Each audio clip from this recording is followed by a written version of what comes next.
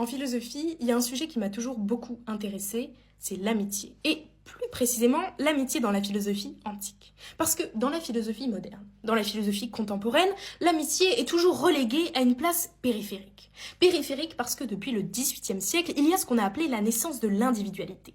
C'est-à-dire le retour vers l'intériorité jusqu'à délaisser l'intersubjectivité. La montée de l'égocentrisme dont peut-être notre époque est le paroxysme. Mais dans la philosophie antique, que ce soit chez Platon, chez Aristote, chez les stoïciens, chez les épicuriens, l'amitié est toujours considérée comme une structure fondamentale de la sociabilité.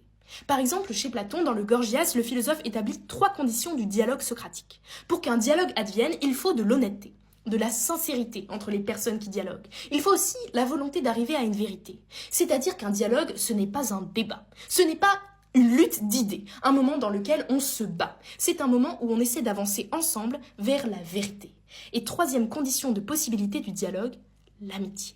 C'est-à-dire une disposition éthique envers l'altérité, une ouverture, une bienveillance. Ainsi, chez Platon, l'amitié c'est une condition de possibilité de la maïotique socratique. Quelle place fondamentale! Mais aussi, chez Aristote, on connaît dans le livre 8 de l'Éthique à Nicomaque, quand Aristote décrit 3 types d'amitié. Il fait une tripartition, une typologie en 3 de l'amitié.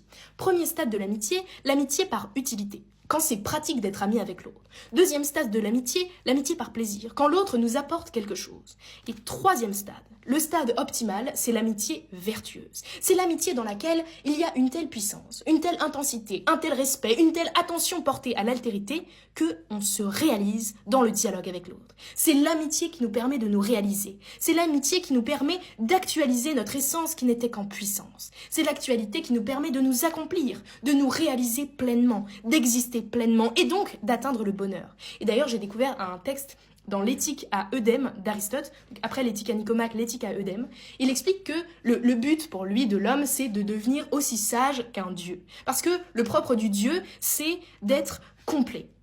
C'est le concept d'autarkeia, d'autarcie. Mais là, on a un problème, on a un paradoxe, parce que si le dieu est complet, il n'a pas besoin d'amis. S'il est complet, s'il n'a besoin de rien, il n'a pas besoin d'amis. Mais c'est là que Aristote introduit une nuance que je trouve splendide, très subtile. C'est qu'il dit que bien sûr, l'homme n'est pas un dieu et que précisément pour atteindre la sagesse, il a besoin de l'ami. L'ami, c'est quelque chose qui non seulement nous permet de nous réaliser, mais sans quoi on ne pourrait pas se réaliser. Aristote dit, bon ça c'est dans l'éthique à Nicomaque, que l'homme qui n'a pas d'amis, c'est soit un animal, soit un dieu. Précisément, l'amitié, c'est la condition de possibilité de la sociabilité et donc de l'existence.